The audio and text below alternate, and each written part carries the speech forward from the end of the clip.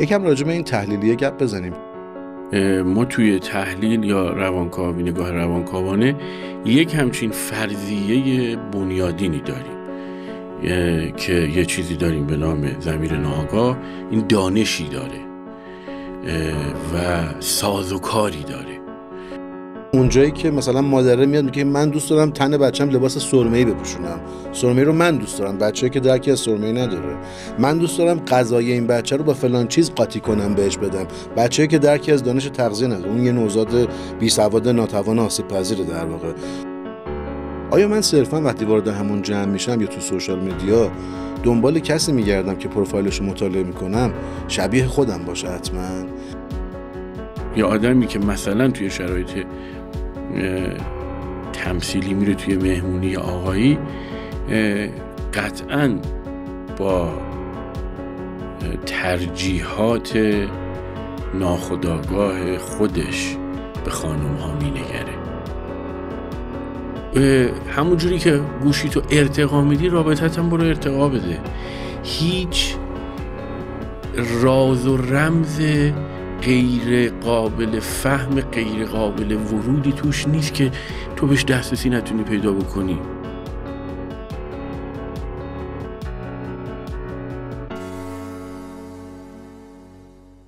خب سلام میکنم به شما که تماشاگر فصل دوم پادکست لینک هستید. پادکست لینک درباره روابط حرف میزنه. در فصل اول راجع به عواطف و هیجانات در رابطه زوجها صحبت کردیم و در فصل دوم میخوایم راجع به گذشته رابطه زوجها صحبت کنیم، اینکه رابطه از کجا اومده و نسل قبلی ما چه تأثیری توی رابطه زوجی فعلی ما دارن.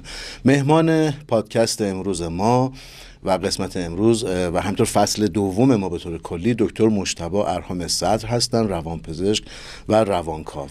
دکتر خوش اومدید به پادکست لینک. منم سلام عرض میکنم، خوشحالم که در خدمت شما هستم. ما خیلی خوشحالیم که شما تشریف آوردید. دکتر خود اگه موافقین راجع به خودتون و زمینه کاریتون بیشتر توضیح بدید به مخاطبین که با شما بیشتر آشنا بشن. من ارحام صدر هستم، روانپزشکم و روان درمانگر تحلیلی که هم درمان فردی انجام میدم، هم زوج، و در خدمت شما هستم.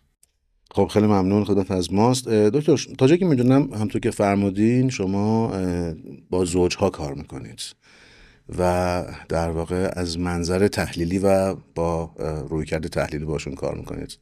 یکم راجع به این تحلیلیه گپ بزنیم که حالا به طور خیلی خیلی کلی میخوام بریم سر اصل مطلب که اصلا اون سوالات اصلی که داریم، که اصلا رویکرد تحلیلی مثلا خیلی ساده بگین که چیکار میکنه که مخاطبم بیشتر آشنا بشه با این واژه.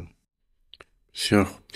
ببینید تو نگاه تحلیلی یا روانکاوانه ما یه فرضیه‌ای داریم که فرضیه بسیار بیسیک و پایه‌ای تحلیل و روانکاویه. حالا هم توی درمان زوج اینجوریه، هم توی درمان فردی. اون فرضیه هم اینه که ما به یک دانش غیر متعارفی در رابطه در واقع فکر میکنیم توی نگاه تحلیلی که اون دانش ناخودآگاهه. ما دو جور دانش داریم با یک نگاهی. یکی دانش متعارف و کانونشنال و خودآگاهه که بهش میگیم ساینس.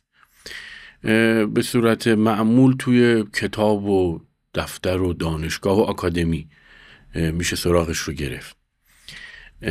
خب هم تقریبا باش آشنان الان. هر کسی که درسی خوانده، دود چراغی خورده، نمیدونم دانشگاهی رفته، مدرسه‌ای، مکتبی، میدونه دانش متعارف چیه. خب این دانش تو حیطه خودآگاه و آگاهی ماست. توی روانکاوی فرض ما اینه که روابط ما، تصمیم‌های ما، انتخاب‌های ما، رفتار ما و فکر و احساسمون تحت تأثیر یک حوزه دانشی دیگر هم هست. اون حوزه دانش یه حوزه‌ایه که این حوزه دانش متعارف دیگه نیست. یک دانشیه که بهش میگیم unconscious یا ناخودآگاه. خب هدف روانکاوی به صورت کلی، چه توی درمان‌های فردی چه درمان‌های زوجی، اینه که کلاینت یا مراجع ما این دانش رو نهایتاً پیدا بکنه و پاشه بره بیرون، بره دنبال قصهش. خب حالا اگه بخوام مثال بزنیم از نمونه های این دانش، ببینید مثلا یا زوجی میان پیش ما، بعد از وقتی که ازدواج کردن مثلا میخواستن بچه دار بشن، بچه دار نشدن، مشکل طبی و مثلا فیزیولوژیک و بیولوژیک و اینها هم ندارن، انواع اقسام مثلا بررسی ها و اینها هم انجام شده. بعد که یکم میریم جلوتر میبینیم که خب مثلا خانم رابطه، خانم قصه اصلا بچه نمیخواد و یکمی که میریم جلوتر میبینیم که تو قصه این خانومه اینجوری بوده که همواره این سوال رو داشته که مامان من کو. یعنی قصه خانومه به شکلی بوده که اومدن زندگیشو که داشته، از تقریبا 4 سالگی مامانش غایب بوده، حالا به دلایلی دنبال مثلا فانتزی دیگری بوده،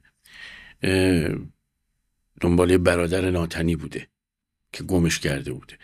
خب این خانومه از 4 سالگی این سوال رو داشته، این ابهام و این عدم شفافیت تلخ و گزنده رو گذاشته که مامانم کو. یه کمی که میایم جلوتر میبینیم که اینا یه سخت داشتن که تا حالا به اصلا تو جلسات راجبش حرف نزدن. راجب سخت که صحبت میکنیم میبینیم که خانومه سخت انجام داده، مرد راضی نبوده. به سخت که میرسیم خانومه حالش خیلی بد میشه،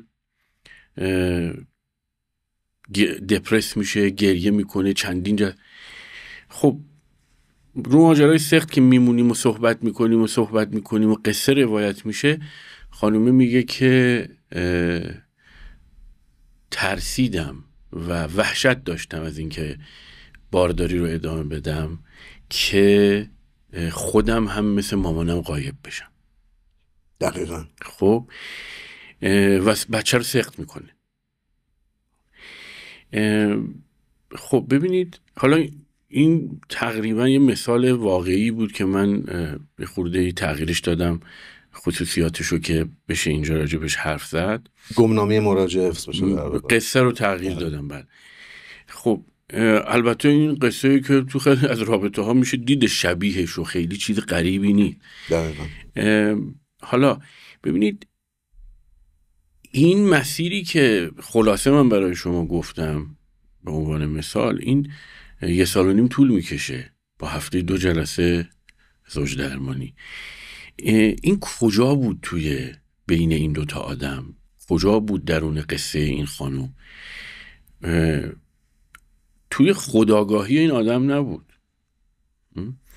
اگه توی خودآگاهی و کانشسنسش بود که میرفت یه فکری براش میکرد و حل بود و رو بود و عیان بود و آشکار بود، چالش نمیشد اصلا. بله.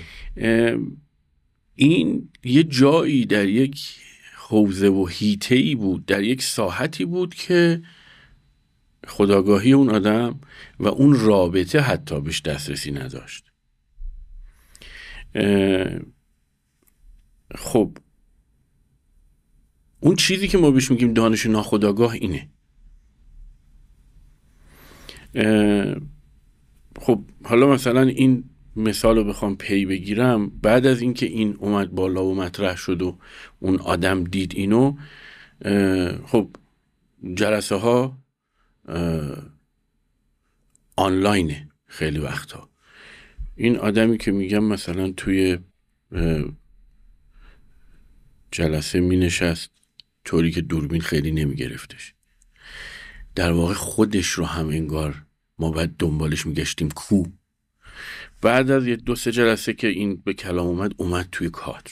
و خب حالا ببینید دانش ناخودآگاه منظور اینه. متریال و ماده ناخودآگاه منظور اینه، یه چیزی است که مستور، پنهانه و در عین حال تأثیر داره، بسیار تأثیر داره، بسیار قدرتمنده و داره رفتارهای ما رو، عواطف ما رو و مشکلات ما رو حتی داره راهنمایی میکنه، جهت میده و شکل میده. اصلا بله، قصه رو میسازه، قصه رو تولید میکنه، قصه رو پیش میبره و تداوم میبخشه. خب نگاه تحلیلی رو اگه بخوام خلاصه بگم یه همچین نگاهیه، حالا چه توی اپروچ فردی چه توی اپروچ زوج. ما توی تحلیل یا روانکاوی، نگاه روانکاوانه، یک همچین فرضیه بنیادینی داریم که یه چیزی داریم به نام ضمیر ناآگاه، این دانشی داره و سازوکاری داره. توی درمانهای روانکاوانه مایلیم به این بپردازیم. دقیقاً، مرسی. خیلی اتفاقا مثالی که شما مطرح کردی به نظرم یه خلاصه ای از کل در قسمت این جلسه های مثال ساختگیه ها. آره. خب ولی برای آموزشه. عناصر داخل این مثال اونجوری که من داشتم بهش گوش میکردم، دقت میکردم، حاوی تمام مطالب این 10 جلسه است که قرار راجبش بحث کنیم. و حالا نه فقط این مثالو بلکه با یه عالمه مثال دیگه، ولی یه متریال، یه موادی تو این مثال بود، عناصر و نکته‌هایی توش بود که اصلا قرار تو همین 10 جلسه اینا رو باز کنیم که زوج‌ها به یه همچین درکی از رابطه از این زاویه برسن در واقع. و خیلی مثال اتفاقا جالبی بود و حالا میشه هزاران و یا اصلا صدها یا ده‌ها مثال دیگه هم مشابه و متفاوت اما با همین متریال ناخودآگاه اینجوری شکل داد. خب خیلی ممنون. توی این قسمت اول قرار شد که از همین زاویه دید روانکاوی و تحلیلی و با متریال ناخودآگاه به قول شما راجع به خود مفهوم رابطه بپردازیم که اصلا رابطه زوجی چی هست. و وقتی میگیم رابطه زوجی، حالا من خودم صرفا تو این پادکست ها منظورم حتما ازدواج نیست، چرا که میگم خب ازدواج مدل‌های مختلف داره، خیلی شکل‌های مختلف داره، فقط یه مدل دینی و مذهبی که نداره یه عقدی خونده بشه یا هر چیزی دیگه. من همینجا نمیخوام شکل غیر دینیش رو تبلیغ کنم، کاری ندارم، اصلا با مفاهیم کاری ندارم. ممکنه کل پادکست و عرضم به حضور آره دقیقاً تحت تاثیر قرار بگیره. آره دقیقاً، ولی آمریکاییش آره آفرین، دقیقاً. واقعا نگاه همینه، یعنی نمیخوام که خیلی اروپایی آمریکایی نگاه کنم که، ولی مفهوم خود رابطه که اصلا الان دیگه تو جامعه ما مسئله رابطه دوست دختر پسر و نمیدونم ازدواج سفید و ازدواج هایی که مثلا آدما طلاق گرفتن ولی هنوز دارن با هم زندگی میکنن و همه رابطه ها رو که ما تو مفهوم ازدواج که نمیتونیم خلاص کنیم. ازدواج یک بخشی از رابطه رو در واقع تعریف میکنه، یک فرمتی از رابطه رو تعریف میکنه. منظور ما از رابطه اینجا رابطه است، هر ارتباط که بین دو انسان شکل میگیره. حتی ما اصلا در فصل بعدی قراره بریم سراغ رابطه مادر و کودک، رابطه پدر و فرزند، رابطه اصلا سازمانی بین رئیس و کارمند. میخوایم راجع به مفهوم روابط به شکلی بسیار گسترده صحبت کنیم. رابطه زن و شوهرها که میگیم یا زن و مردا که میگیم، منظورمون هم رابطه است که 2 نفر با هم زوج میشن، 2 نفر با هم میخوان که توی یک فضای مشترک زندگی کنن. از منظر متریال ناخودآگاه و حالا رویکرد تحلیلی ما میخوایم یه تعریف از رابطه هم از شما داشته باشیم که از این زاویه دید و اپروچ رابطه رو چی تعریف میکنیم. ببینید، اگه بخوایم یه تعریف یا مصداق ساده از رابطه بدیم که حالا تکنیکال باشه و برای مخاطب هم ملموس باشه، 2 تا آدم به صورت تیپیک هم ما داریم حرف میزنیم و حالا با توجه به همون شوخی هم که با شما کردم دکتر که کل بساط و مواظبش باشیم، مصادیق تیپیک رابطه رو داریم صحبت میکنیم راجبش، یعنی یه خانم و یه آقا، رابطه زوجی این 2 تا. ولی خب همونجور که شما هم گفتیم مصادیق دیگری هم در کل عالم کون و مکان داره که خب حالا ما فعلا بهش بذاریمشون کنار. صورت تیپیک رابطه یعنی ارتباط عاطفی یک خانم و آقا، رابطه زوجی، تقریبا با تساهل و تسامح میتونیم اینجوری بگیمش که وقتی بهش میگیم رابطه به این با هم بودن این 2 نفر که حداقل 6 ماه با هم دیگه زیر یک سقف حدوداً زندگی بکنن. این تعریفی که دارم میگم مال زوج‌درمانی سیستمیکه ها. بله. تو زوج‌درمانی تحلیلی خیلی تعریف اینجوری تکنیکال نداریم. همین که 2 آدم بیان بگن ما تو رابطه ایم حله. بله. گفتنشون مثل شهادتین میمونه، عدد نداره در واقع دیگه. ولی تو زوج‌درمانی سیستمیک عدد و رقم اینجوری ما داریم که کمک کننده است. بگم اونم واسه بحث ما 6 ماه حداقل یه خانم و آقا بایستی زیر یک سقف به معنای متعارفش باشن. به این میگیم حالا رابطه به معنای اولیش. خب اما جورای خاصی میشه به رابطه نگاه کرد تو نگاه تحلیلی. ببینید یه روانکاو بزرگی به نام بیان که شما هم قطعا بهتر از من میشناسیدش، این اومد خیلی این ویلفرد بیان و فربن خیلی روی رابطه کار کردن و تقریبا میتونیم بگیم اینا و یه تعداد روانکاو انگلیسی دیگه اصلا زوج‌درمانی تحلیلی تقریبا مال روانکاوان انگلیسی است به صورت عمده. و خب مکتب روانکاوی انگلیسی ملانی کلاین و اینا همه شاگردا و متأخرین کلاینن دیگه، روابط ابژه و اینها رو پیگیری کردن. خب ویلفرد بیان اولین کسی بوده که رابطه زوجی زن و مرد و یک گروه کوچک دیده. مثلا چه میدونم، شما بهتر از من شاید بدونیم ما گروه درمانی داریم، گروه درمانی تحلیلی شناختی فلان. بیان اومد گفت رابطه 2 نفره یک گروهه، یک گروه کوچک، یک اسمال گروپه. خب این خیلی نگاه جالبیه، نگاه بدیعیه. گفت که یه خانم و آقا که میرن وارد رابطه میشن یه گروه تشکیل میدن و تمام ظرافت، فضاها و احساسات و افکاری که توی گروه میاد بنابراین توی این گروه کوچک هم هست، میتونیم پیشو بگیریم. خب بیان در ادامه از یه ترمی حرف زده وقتی میخواد بگه این گروه چجوری شکل میگیره. میگه که یه غریبه، 2 تا غریبه، یکی از این سمت یکی از این سمت میان همدیگر رو ملاقات میکنن. این 2 تا غریبه شروع میکنن یه کاری رو با یکدیگر انجام دادن که بیان میگه کلیک، حالا به انگلیسی ها، که حالا به جای کلیک بذاریم ضرب آهنگ توی فارسی. میگه اینا ایموشنال کلیک میکنن، یعنی به لحاظ عاطفی یه ضرب آهنگایی به هم میزنن، سیگنال میفرستن، نگاه میکنن، لبخند میزنن، نمیدونم هر چیزی که بگی یه بده بستونی اتفاق میفته، یه کلیکی شروع میشه. اینا قبلش 2 تا غریبن، کلیک شروع میشه. اگر این ایموشنال کلیک پیش بره یه اتفاقی میفته به نام ولنسی یعنی گرایش. ولنسی ترم مال شیمی و عرضم به حضور شما فیزیک کوانتومه. بیون از اونجا گرفته به نظر میرسه. مثلا پیوند کوولنسی توی شیمی ما حتما شما یادته ما داشتیم دیگه، تو شیمی و بیوشیمی و اینها.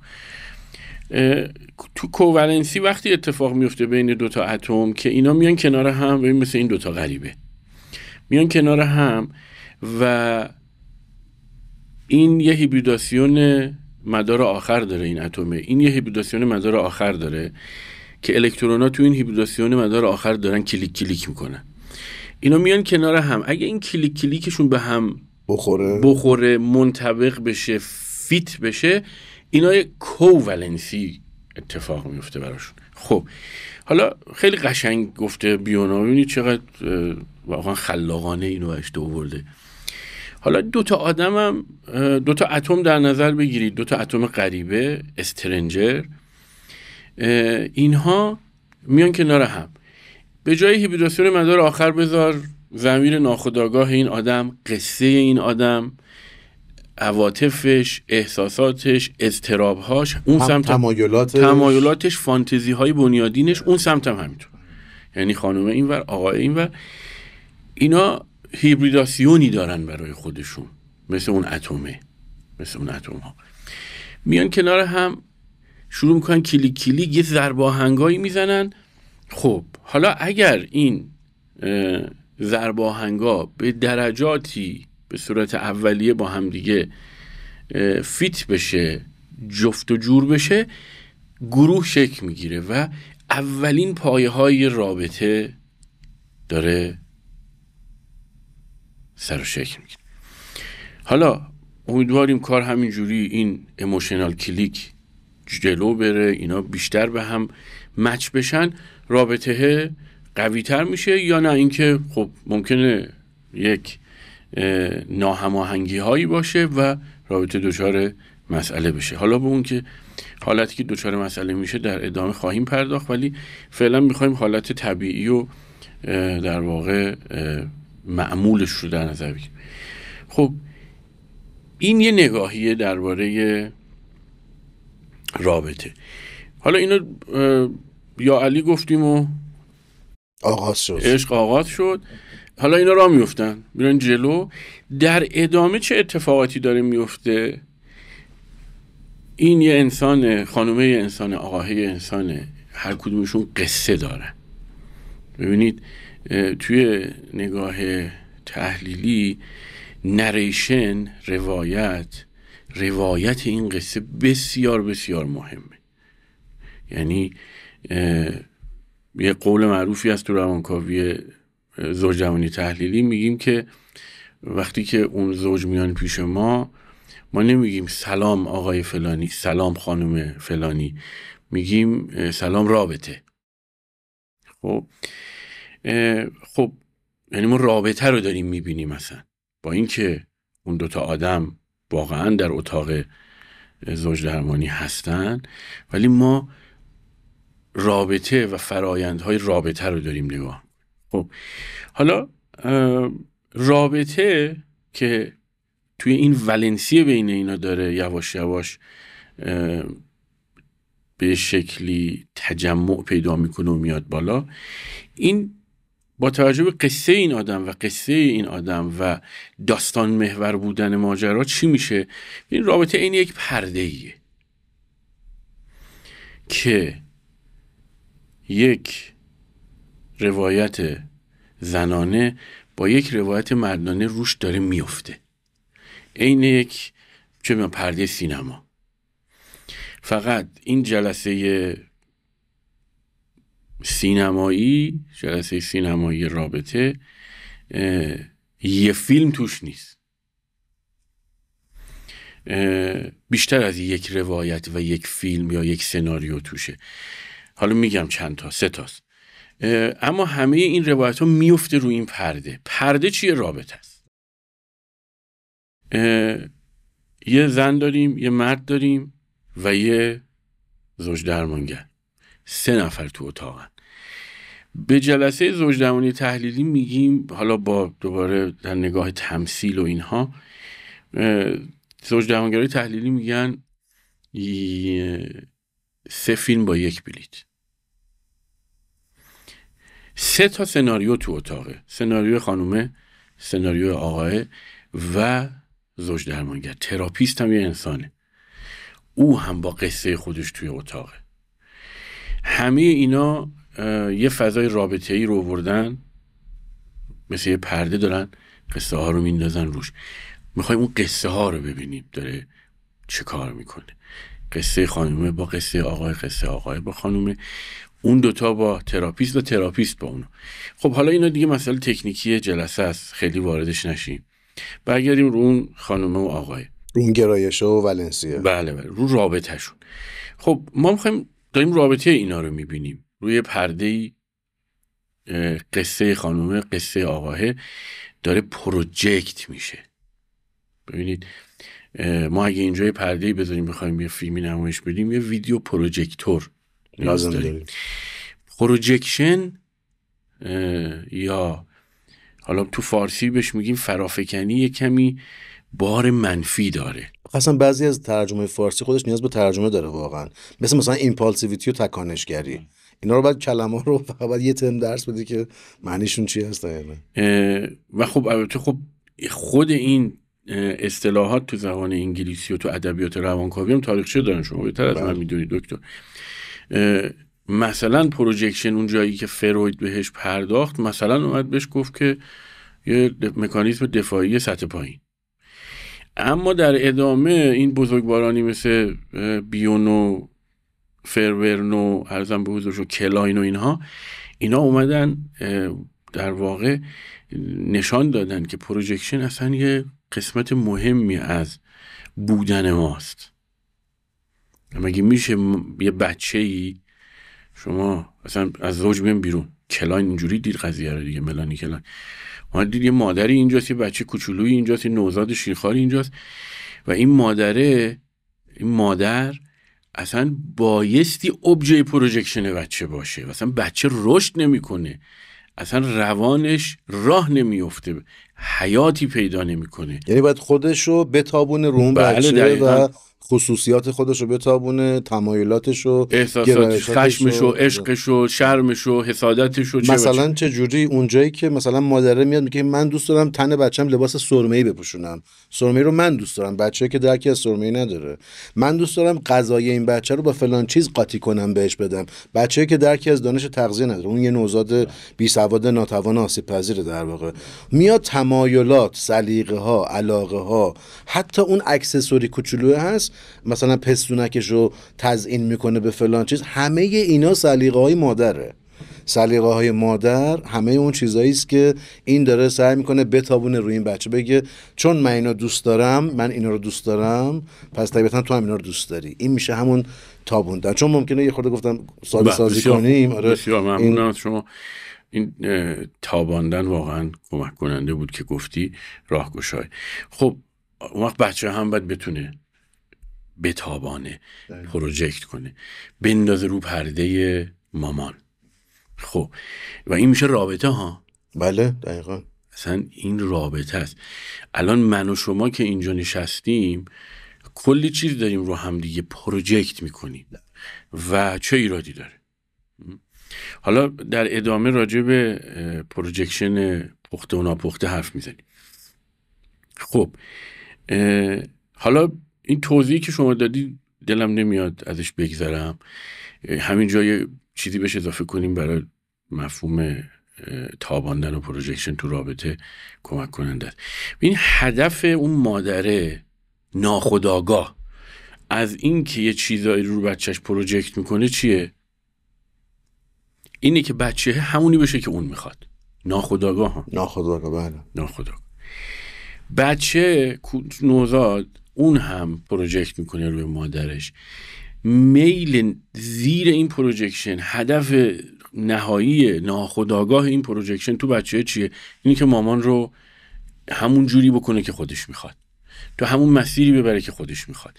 به قول بیون میگه هدف پروژکشن آبجکت کنترله، کنترل ابژه است، کنترل دیگریه. خب این زیر هر پروژکشنی خوابیده. خب این مثلا الان شما یه توضیحی دادی، ناخودآگاه میل اینه که اون توضیحه از طرف من هم مقبول بشه دیگه. دقیقاً. ناخودآگاه. بنابراین وقتی که من و شما با هم صحبت میکنیم و کلام میاریم و میخوایم فاهمه و تفاهم ایجاد کنیم و مکالمه، اینم توش پروژکشنه، ولی یه پروژکشن پخته. پروژکشن پخته. خب حالا این سالمه، این امیدواریم همه تاباندن ها و چیزی را سمت دیگری افکندن و پرتاب کردن ها کلامی باشه. خب حالا برگردیم روی رابطه خانومه و آقاه. میتونیم با دید روانکاوانه بگیم که یه خانومی میاد میره با یه آقای ازدواج میکنه که همه این قصه رو ناخودآگاه بتابانه، پروژکت کنه روی اون آدم، رابطه با اون آدمه، که ناخودآگاه اونو چه کار کنه؟ کنترل کنه. حالا تو رابطه زوجها خیلی وقتها این کنترل و تمایل به کنترل دیگه خیلی گل درشت میشه دیگه، آسیب زننده میشه در اون. قطعا آسیب زننده است، ولی دیگه انقدر عیان و آشکاره. من الان دارم از تمایل ناخودآگاه حرف میزنم ولی تمایل به کنترل توی رابطه زوجها یه وقتایی دیگه انقدر به قول این سینما یا گل درشت و آشکار میشه که دیگه همسایه های اون بلوک ساختمانی هم میفهمن از شنیدن سر و صداها و فریاد و فترات های اون دوتا آدم دیگه میفهم و اینجا بحران پیش آمده. خب حالا باز از بحران برگردیم عقب، توی قسمت بعدی میخوایم صحبت کنیم. خب در شرایط طبیعی که ما داریم حرف میزنیم، یک رابطه طبیعی، خانومه ناخودآگاه میره یه آقایی رو پیدا کنه که اصلا اینا رو روش پروژکت کنه که کنترلش کنه، پس آقا هم همینطور. پس اگه من اینجا یه استوب بدم و یه برگردم عقب، یه خلاصه سازی هم بکنم، گفتیم دو تا غریبه همدیگه رو میبینن، اون ذرات اتمیشون متمایل میشه به هم دیگه، بعد میاد مچ میشه، فیت میشه، اینا شروع میکنن در واقع. پس با این حسابی که الان شما میگین، زن و مردی یا جفتی، فارغ از بحث جنسیت، جفتی اگر همدیگه رو پیدا میکنن و میخوان زوجی، یک رابطه زوجی شکل بدن، برای اینه که من بیام قسم رو روی تو اجرا کنم. بله، به زبان شیمی و اینها اون دوتا اتم هر کدومشون میخواد بنیان باشه. ببینید میخواد خودش اصل باشه. بله آره، و تو باید اونجا توی قصه من بیای بازیگر قصه من بشی و من کارگردان تو رو جهت بدم، تو رو راهنمایی کنم. بکن نکن ها از اینجا شروع میشه، باید نباید ها اینجا شروع میشه، چارچوبا استانداردا و ملاک گذاشتن ها اینجا شروع میشه. اون بازی من درستم تو غلطی دقیقاً از اینجا شروع میشه. بله. حالا بعد از چی؟ بعد از اینکه اون دوره آشنایی و اولیه و جذابیت های جنسی کلیکشونو کردن، آره اون کلیک جنسی و عاطفی و عاشقانه رو کردن دیگه، حالا میرن به سمتی که میخوایم خب حالا من باید بنیان اصل من باشم، سنتر و مرکز من باشم، تو حالا باید مثل یک ذره دور من بچرخی دقیقاً و منو محوریت قرار بدی. این با زبان شیمی مثلا شما یه مولکولی داری کلورید کلسیوم، این بنیانش کلوریده، کلسیوم طفیلی وجوده بهش چسبیده. بله. خب توی زبان مثلا شیمی و بیوشیمی و اینا، توی رابطه هم ناخودآگاه آدم ها این تمایل رو دارن. بنابراین باز به قول بیون،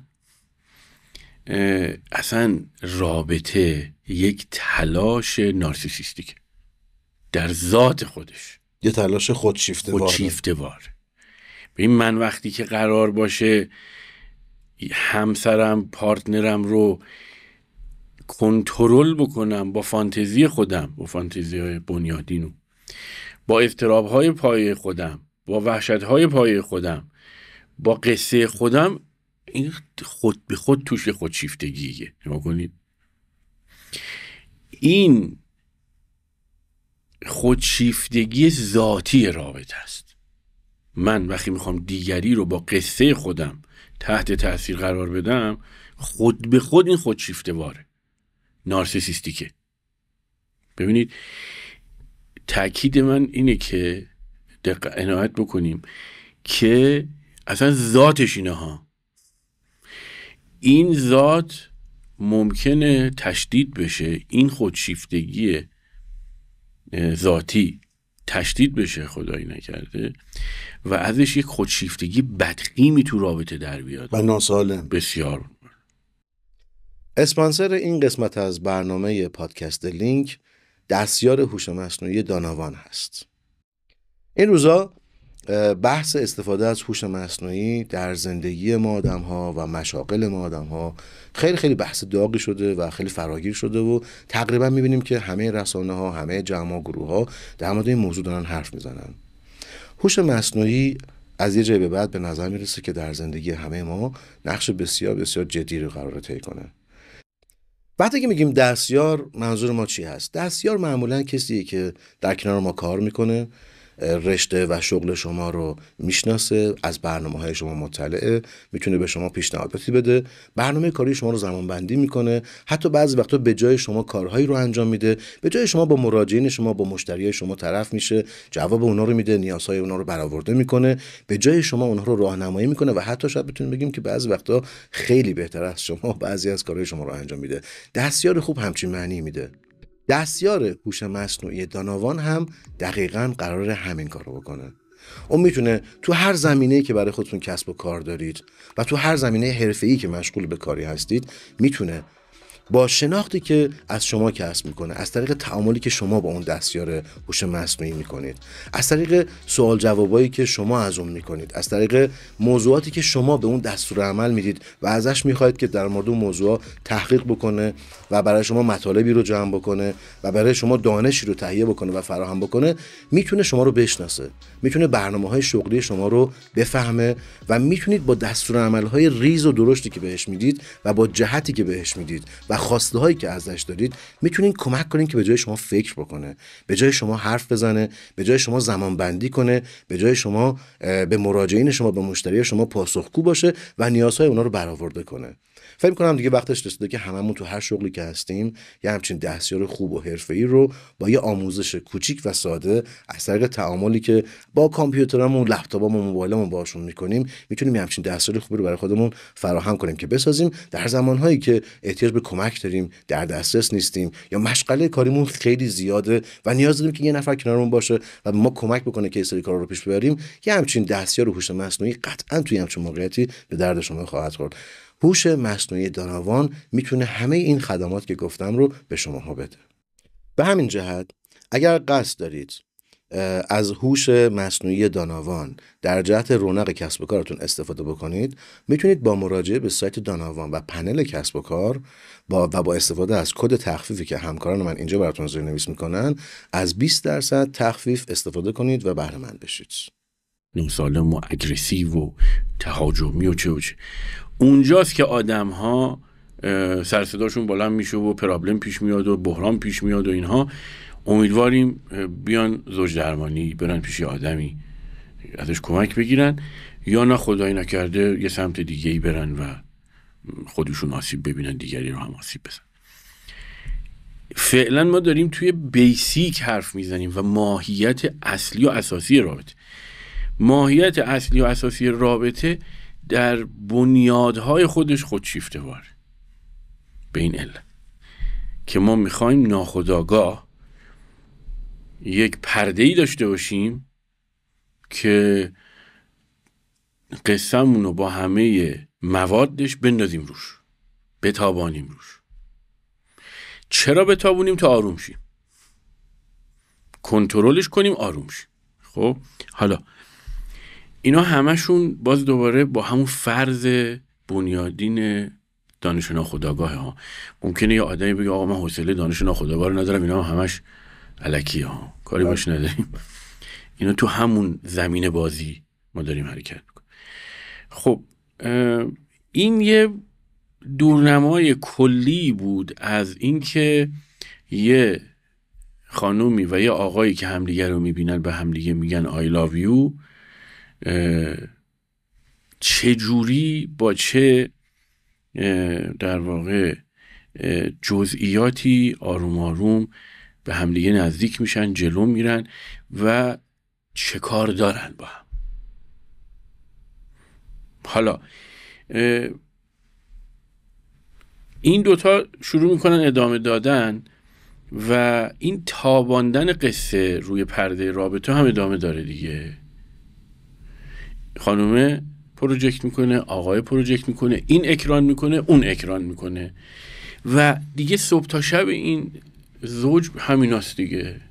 یعنی دستور جلسه روزانه و شبانه این دوتا آدم این اکران دائم قصه ها روی پرده رابطه، قصه هایی که شامل نیازها، ترس‌ها، همه چی ناخودآگاه دقیقاً و اولویت‌ها، استانداردها، چارچوب‌ها، باید نباید هاست و حالا هر کس میاد که در واقع قصه خودش که همین شامل همین مفاهیم هست و اونا رو ارائه کنه، بگه اینا باید اصل باشه تو رابطه ما، زندگی ما، رابطه ما، پول ما، معاشرت ما، خواب ما، سکس ما، چه میدونم مثلا غذا خوردن ما، همه اینا اونجوری باشه که طبق ترسا، نگرانی‌ها، اولویت‌ها و یا نیازها یا خیالات و آرزوهای من هستش و تو هم باید بیای همکاری بکنی. اگه همکاری نکنی پس زوج بعدی هستی. اون دیگه شروع میشه قصه های به نظرم تازه‌ای، قطعا در جلسه بعدی بحث خواهیم کرد که قصه های تازه تری شکل میگیره و اینا. اما یه برگشت دوره به عقب بزنم از همون اولی که گفتیم اون دو تا غریبه همدیگه رو میبینن، کلیک کلیک میکنن. آیا از منظر ناخودآگاه پاسخی احتمالاً وجود داره واسه این سوال که مثلا من به عنوان یک مرد یا به عنوان یک زن وارد یک جمعی میشم، توی مهمونی، توی پارتی، دور همی یا هر جایی، اصلا تو خیابون، یا حتی امروزی تر تو سوشال مدیا، تو شبکه‌های اجتماعی، عکس پروفایل اینو میبینم اونو میبینم، 10 تا مثلا عکس یا پروفایل میبینم، یا توی مهمونی 10 تا آیتم زن یا مرد میبینم، میخوام یکی رو کلیک بکنم و باهاش شروع بکنم. آیا از منظر ناخودآگاه پاسخی واسه این سوال هم داریم که چطور من اینو انتخاب کردم ولی اونو انتخاب نکردم؟ چطور من با این کلیک زدم با اون نزدم؟ اون که خوشگل‌تر بود، اون که پولدارتر بود، اون که قدش بلندتر بود، اون که ورزشکارتر بود، اون که مثلا سکسی‌تر بود، اون که جذابتر بود، اون که لونتر بود در واقع. آیا اون نیازها و قصه خود منه که دنبال اون آدمه میگرده؟ خب قطعا اونورم یکی داره دنبال یکی دیگه میگرده دیگه، و اتفاقی که میفته اینه که اینا چجوری با هم مچ میشن به شکل ناخودآگاه. ناخودآگاهشون چجوری اینا رو میاره به سمت هم دیگه نزدیک آیا این یک چیز رازآلودیه که هنوز در دانش ناخودآگاه پاسخی واسش نداریم، یا نه میشه با همین روی کرده که ازش حرف زدیم تحلیلش کرد، تبیینش کرد که چه اتفاقی میفته واسه این افراد؟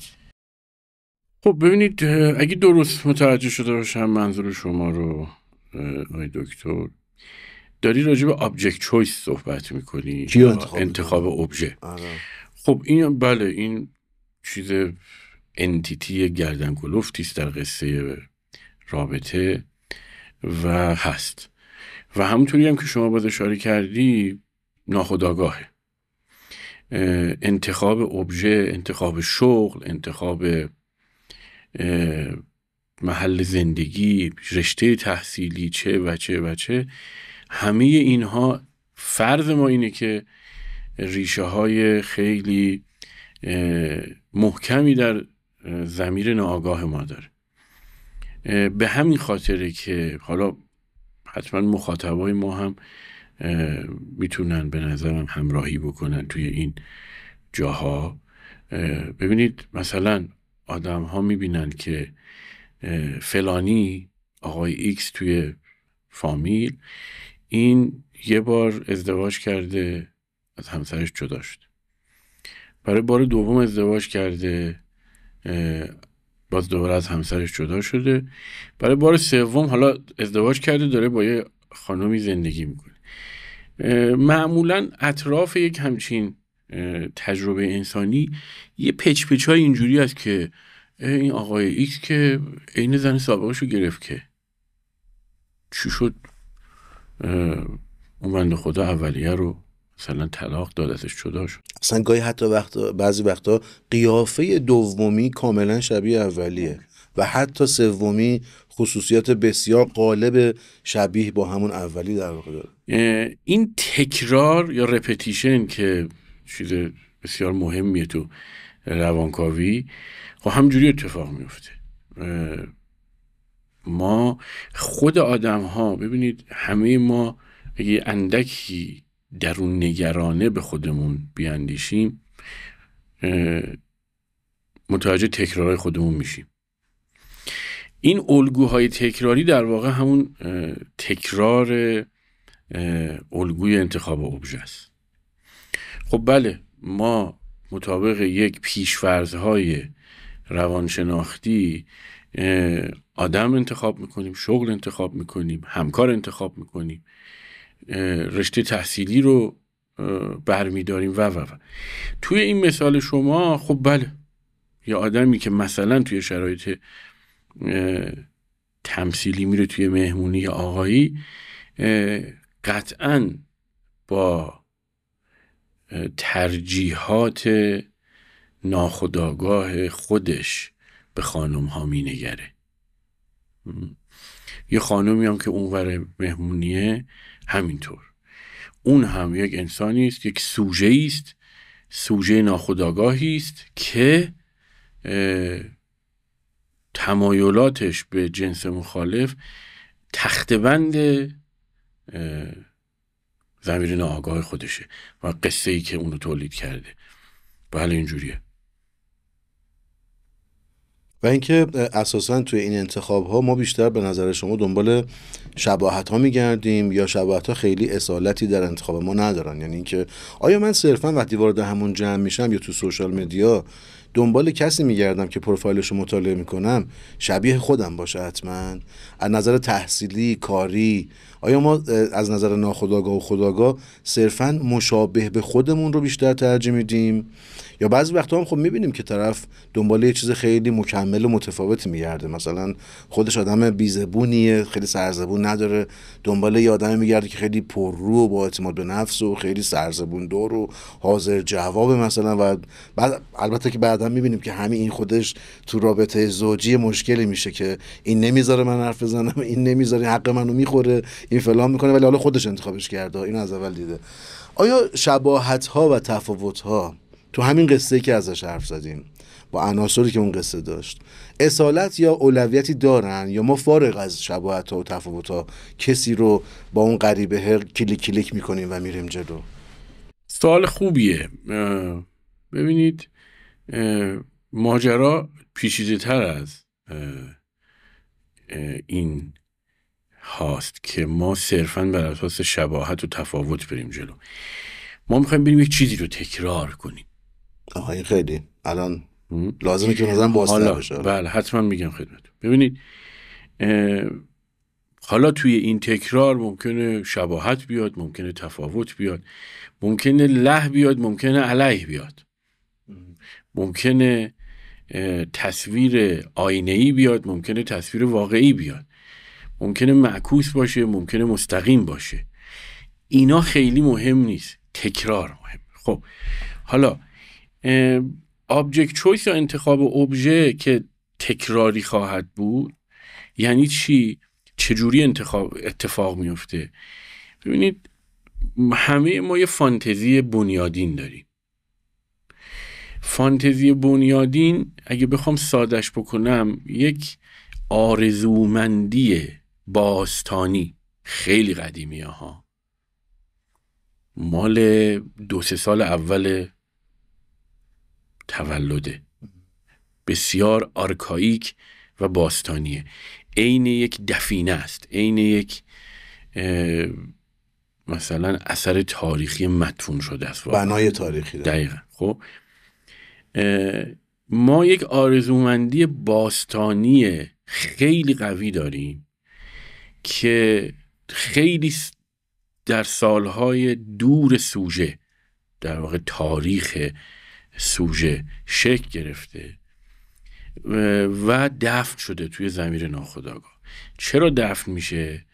چون که اگر در سطح بمونه داستان درست میکنه، تنش ایجاد میکنه، اذیت میکنه سوژه رو، بنابراین میداش میره پایین.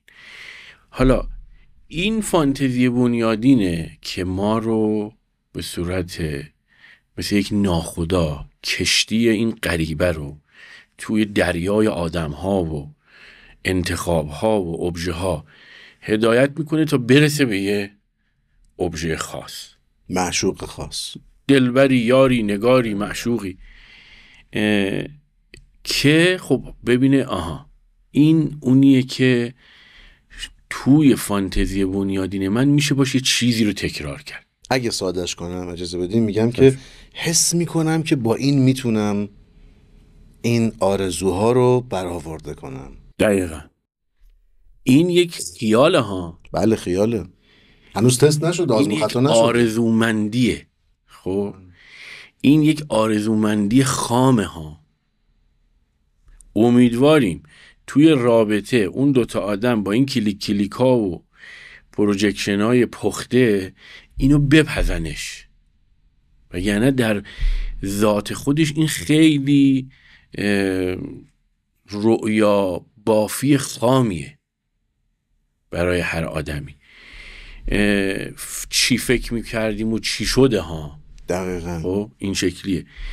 یعنی مثلا میشنویم اینو از زوجا که مثلا میگه یا آهی میکشه و میگه مثلا چی فکر میکردیم و چی شد. در واقع تا حدودی داره اشاره میکنه به این که من یه آرزومندی داشتم از مثلا اپروچ به این آدم که ای دل غافل مثلا نشد، کلن پیگیری نشد و به بیراه رفت و چه. خب ما مطابق این فضا و این با توسط یه همچین ناخدایی کشتیمون هدایت میشه. حالا اینکه اون آرزومندیه چیه نمیدونم، حالا میطلبه اینجا بگیمش. ببینید اون آرزومندی یک حاصل یک مشاهده ایه. یه بچه کوچولویی داریم، این با ابژه های اولیه یعنی والدین، مادر و پدر داره زندگی میکنه. حالا در شرایط استثنایی به جای مثلا خدا نکنه مادر بچه فوت بشه به جاش بذارید مادر بزرگ. بله. ولی به هر حال باید 2 تا 3 تا ابژه اولیه معمولا 2 تا به صورت تیپیک باشن. یه بچه اینجا داریم 2 تا ابژه اولیه، این بچه داره اینا رو مشاهده میکنه، هیچ کاری از دستش بر نمیاد. اون بچه کوچولوه ها، نه دست و پایی داره، نه زوری داره، نه فاعلیتی داره، نه عاملیتی داره، تماشا میکنه و مشاهده میکنه. همین جا این فانتزی اولیه شکل میگیره. مثلا بخوام مثال بزنم سادهش کنیم، ببینید مثلا یه بچه‌ای داریم، یه مردی، یه پدری، یه مادری. پدر کارگره، تنگ دسته، زحمت کشه، عرق زیاد میریزه ولی پول خیلی در نمیاره. این سمت مادری هست که تحصیلاتش از شوهر یعنی از پدر بیشتره، خانواده متمولتری تا حدودی داره، یه دونه دایی داره به نام خاندایی مثلا که این تو بازار، یه برادر داره مادر که میشه دایی این بچه، اسم خاندایی که تو بازار پول در میاره، نمیدونم خونه استخدار داره چه بچه. خب دعوا که میشه بین مامان و بابا این بچهه، مامانه پیش میاد دیگه، مثلا میگه که مثلا لعنت به این روزگار قدار که ما همشه شوهری کردیم، زن داداش ما داره تو خونه استخدار ماشین BMW سوار میشه و میره و میاد و چه گذرونی میکنه ما چه گذرونی میکنه. زن داداش هم اینا رفتن شنیدم جزایر سیشل تو آفریقا، کجا الان میرن مد شده، ما تا این اوشون نمیتونیم بریم.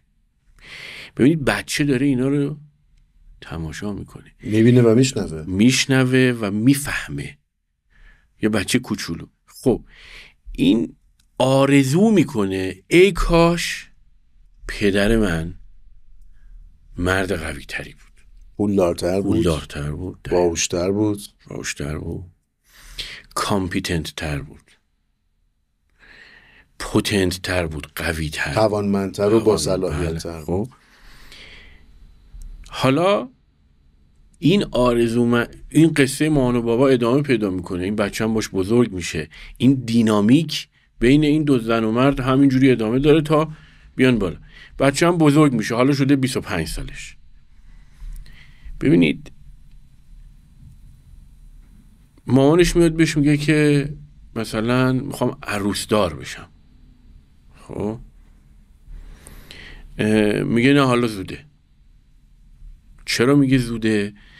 نگرانه که من الان اگه ازدواج بکنم ناخودآگاه اینها بین این و مادرش نمیاد هست، ولی با وحشت چیه؟ وحشت پسره چیه؟ میگه صبر کن، نکنه من زود ازدواج کنم مثل بابام شم برا زنم مثلا، خیلی اینا رو دارم خام و ساده میگم اصلا درستش هم همینه، همینطور باید بریم جلو. وگرنه در عمل اینا جزئیات زیادی داره.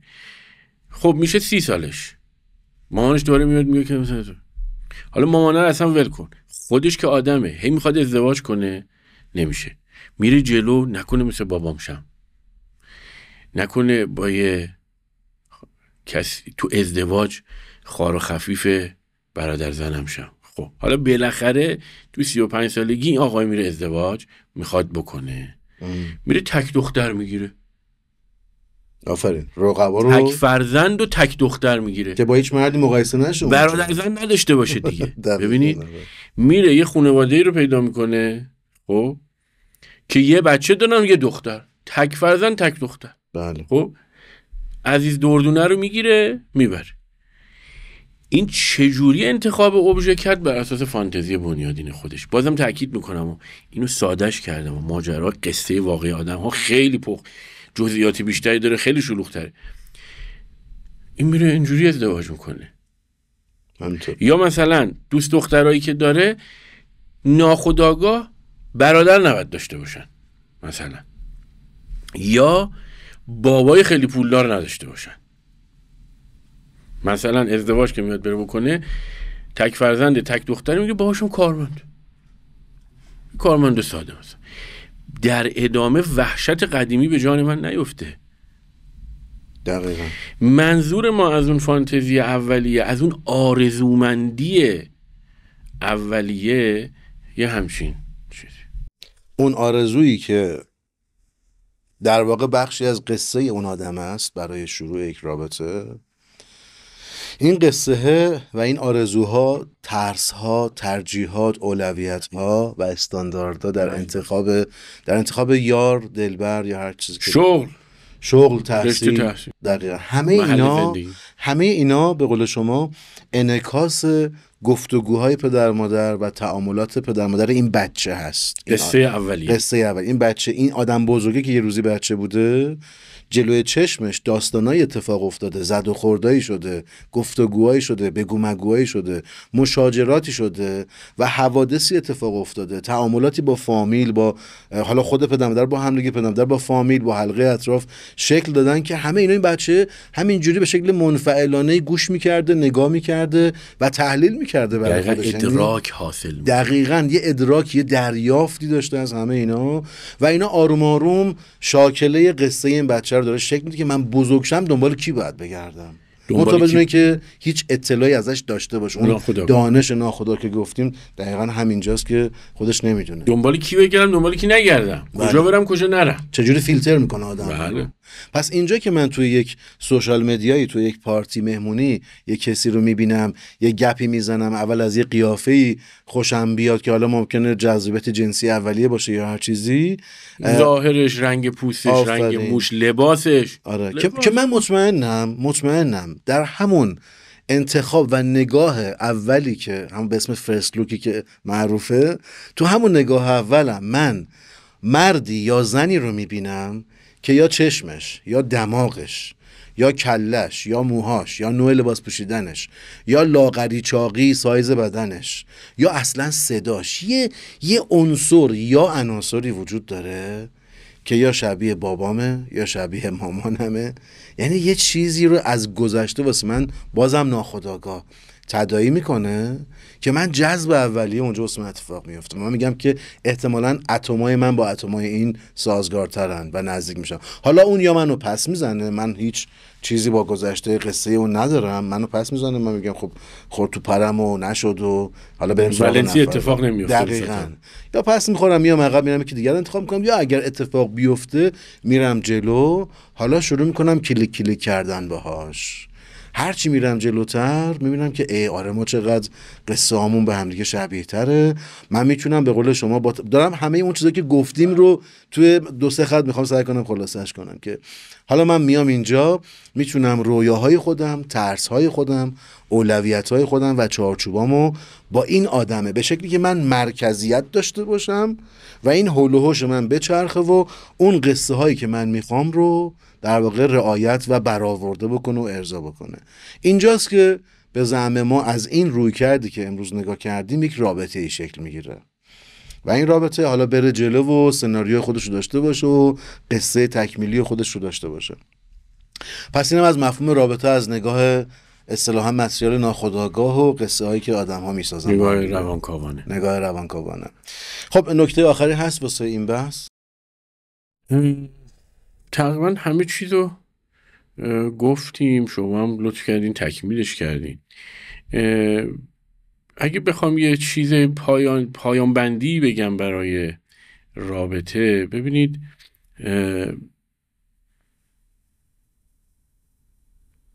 رابطه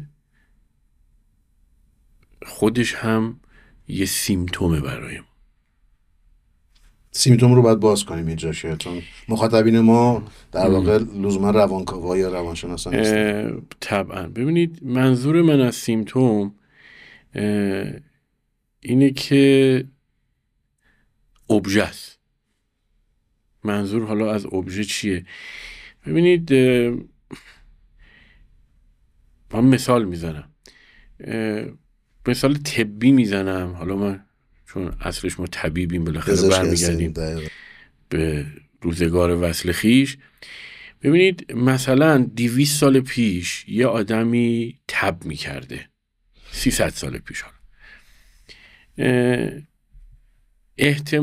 میتونیم حدس بزنیم که این تب اون موقع برای انسانی که مشاهدش میکرده میدید. مثلا چون ما مادری داریم اینجا 300 سال پیش بچهش تب میکنه، به احتمال زیاد اینجوری پرزنته میشده، اینجوری درک میشده که خب انگار شیاطین بچه منو تسخیر کرد، یا اجنه اومدن مثلا دارن نمیدونم بچه منو تحت تاثیر قرار میدن، یا اذیتش، یا مثلا همسایه ته کوچه چشم زخم زده به بچم، چشم زخم شیطان گرفته. ببینید این نگاهی بوده که توی دنیای ما قبل مدرن به تب می شده. خب بنابراین می بردش احتمالاً پیش جادوگری، رمالی، دعانویسی. اگر هم می بردنش پیش حکیم هم تو همین نظام فکری بوده، یه دو تا آب شسته تر. هیچ کس اونجا به تب به عنوان یک نشانه یا سیمتوم نگاه نمی کرده، نشانه یک بیماری. خب طب مدرن بوده که مثلا از 70-80 سال پیش، 100 سال پیش اومده گفته که بابا این بالا رفتن درجه حرارت بدن به یه شکل غیر معمول، این یک نشانه ای از یک بیماری، یک عامل بیرونی داره. این عامل بیرونی رو باید بشناسیم تا اینو بتونیم علاجش کنیم، رفعش کنیم. هیچ متافیزیک اضافه ای نداره. یه بیماری، یک میکروب یا باکتری، ویروسی که حالا تو بدن بچه هست و تب کرد. رابطه علت و معلولی برقرار است بین یک چیزی که از بیرون به این بدن وارد شده و این تابلوی، این علامتی که ما داریم، سیمتومی که داریم میبینیم. ببینید این نگاهیه که متافیزیک جن و شیطان و چشم زخم اینا رو میذاره کنار، یه رابطه علت و معلولی برقرار میکنه و میشه توش تازه فکر کرد. حالا ببینید رابطه هم خودش سیمتوم قصه ماست، هم مشکل که پیدا میکنه مشکلاتش سیمتوماتیکه. میخوام چی بگم؟ ببینید میخوام بگم که تلاش من اینه که آدم ها رو دعوت کنم به این سمت که رابطه رو یک ماده انسانی تو قصه خودمون ببینیم. این نه زیادی بزرگه که متافیزیکال ببینیمشو، چه میدونم به اشکالی که مرموز باشه، مرموزه و نمیدونم مقدسه. ببینید متافیزیک مثبت داریم، متافیزیک منفی داریم. متافیزیک منفی شیطان و جن و فلان و اینهاست، جهنم. متافیزیک مثبت هم بهشت و فرشته و فلان. ببینید ما هنوز تو جامعهمون متاسفانه رابطه، ازدواج، کلن عشق، خود عشق، فضاهای رابطه‌ای برامون متافیزیکالن، مقدس سازی شده، یا زیادی مقدسه یا زیادی اهریمنی و عجیب غریب. توی هر دوتای این متافیزیک ها نمیشه فکر کرد. فکر به معنای مدرن خودنقاد خود بنیادش سخته، اگه نگیم ممنوعه سخته.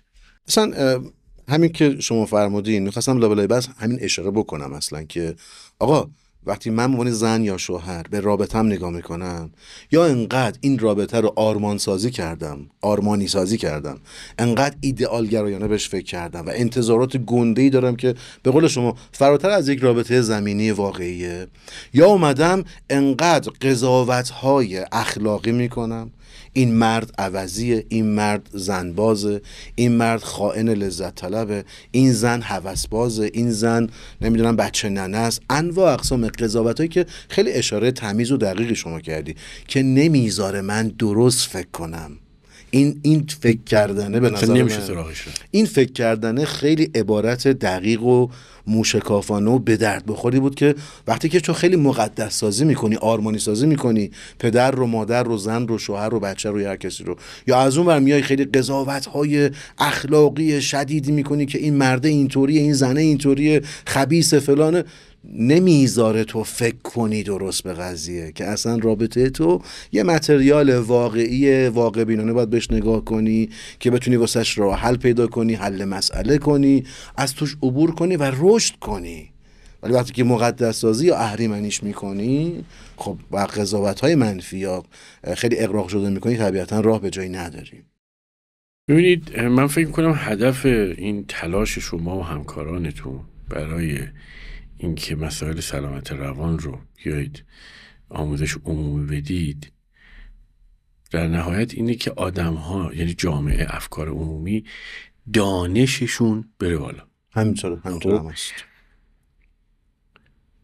ما هنوز که هنوزه توی این جامعه سختمونه که بپذیریم رابطه دانشی داره. آفرین. علمی داره. سواد میخواد. خب هدف فکر میکنم من و شما هم اینجا الان در یک نگاه کلی تری اینه که آدم ها رو دعوت کنیم، جامعه رو، افکار عمومی رو دعوت کنیم که رابطه با هم بودن آدم ها سازوکارهایی داره، علمی داره، دانشی داره، میشه پاش نشست، میشه ازش سخن گفت، میشه دربارش سخن گفت و روش اثر گذاشت. دقیقا. خب ببینید هنوز که هنوزه تو پایتخت مملکت که ما هستیم، زوج درمانی یک وضعیت لاکچری عجیب و غریبه. چرا؟ چون رابطه به این شکلی که من میخوام دعوت کنم از آدم ها و ما میخوایم دعوت کنیم از آدم ها، سیمتوم قصه زندگی آدم ها نیست. باید باشه، امیدواریم باشه، یک نشانه است، یک قسمتی از قصه است. خیلی خوب، برو رابطه رو مسئولیتشو بردار، واردش بشو. جایی هم اگه توش به گیر و گور خوردی پاشو برو کمک بگیر. دقیقا. اینجا هیچ متافیزیک عجیب و غریبی نیست. این یک اتفاق و ماده انسانی است، مثل شغلت میونه، مثل ماشینت میونه که خراب میشه، مثل اسمارت فون، تلفن هوشمند خراب میشه، مثل همون جوری که گوشی تو ارتقا میدی رابطت هم برو ارتقا بده. هیچ راز و رمز غیر قابل فهم، غیر قابل ورودی توش نیست که تو بهش دسترسی نتونی پیدا بکنی. برو پاش بشین دسترسی پیدا میکنی، دانشش رو بهت میدن، فقط برو یه جایی بشین دانشش رو پیدا میکنی. مرسی و ممنونم از شما که این قسمت رو با ما همراهی کردید و با ما بودید. من امیر قنبری هستم، روانشناس بالینی. قسمت اول از فصل دوم پادکست لینک اینجا تموم میشه. ممنون از شما که ما رو همراهی کردین. اگر احساس کردین که جلسه اول این بحثا مفاهیم سختی براتون مطرح شد یا اصطلاح خیلی سنگین بودن یا اینا، یه خورده صبور باشید، با ما همراه باشید تا در قسمت‌های بعدی این مفاهیم بیشتر و بیشتر برای شما ساده سازی میشن، قابل درک‌تر و مفهوم‌تر میشن. سعی می‌کنیم مثالای ملموس‌تر و بیشتر و وسیع‌تری بزنیم که این مفاهیم، هرچند که واقعا هم دانش پیچیده‌ای هست، مسئله ناخودآگاه و زوج درمانی تحلیلی، ولی سعی می‌کنیم با دانش، با مفاهیم و با مثال‌های خیلی وسیع‌تر اینو برای شما ساده سازی و قطعاً تلاش می‌کنیم که این دانش به شما انتقال پیدا بکنه. حتما بریم برای قسمت بعدی و قسمت دوم از پادکست لینک. تا بعد.